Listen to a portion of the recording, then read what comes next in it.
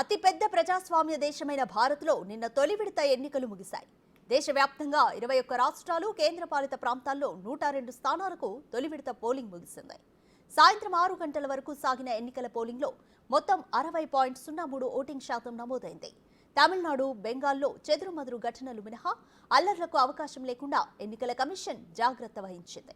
అత్యధికంగా తమిళనాడులో 72.09% voting నమోదైందని CEO Sahu తెలిపారు.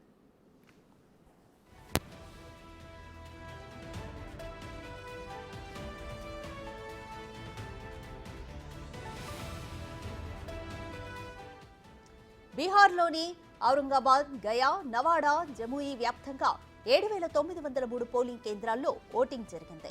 సాయంత్రం 6 గంటల వరకు 4 నియోజకవర్గాల్లో సగటున 48.23% ఓటింగ్ నమోదైంది. జమ్మూ కశ్మీర్లోని ఉదంపూర్ లోక్ స్థానంలో సాయంత్రం 5 గంటల వరకు 65% పోలింగ్ నమోదైంది.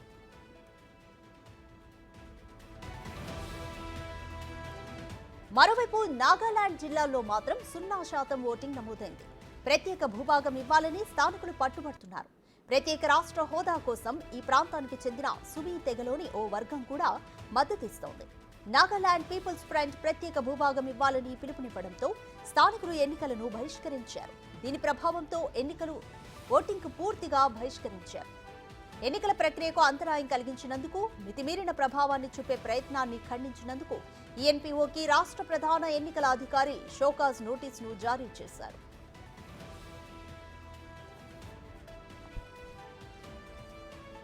ఇక ఉదయం నుంచి పలువురు సినీ రాజకీయ ప్రముఖులు ఓటు హక్కును వినియోగించుకున్నారు. కేంద్ర మంత్రి Nitin Gadkari, Manipur CM Biren Singh, Pushkar Singh Dhami polling station కు వెళ్లి ఓటు వేశారు. తెలంగాణ మాజీ గవర్నర్ తమిళిసై కూడా ఉదయాన్నే ఓటు హక్కును వినియోగించుకున్నారు. మధ్యప్రదేశ్ మాజీ సీఎం కమల్నాథ్, చిదంబరం తొలి విడతలో ఓటు వేశారు. RSS chief Mohan Bhagwat polling station open అయిన వెంటనే ఓటు వేశారు.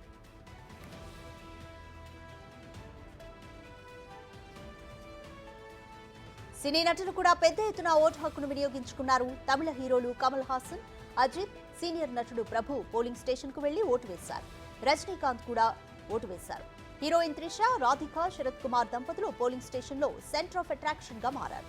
ఇక మరోవైపు పీఎంకే పార్టీ సౌమ్య, అన్బుమణి కుటుంబం మొత్తం ఒకేసారి ఓటు హక్కును వినియోగించుకున్నారు.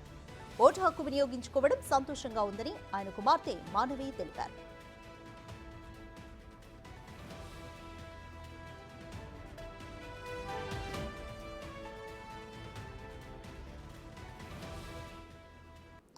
తొలి విడతగా 102 లోక్సభ నియోజకవర్గాల్లో ఇవాళ పోలింగ్ జరిగింది.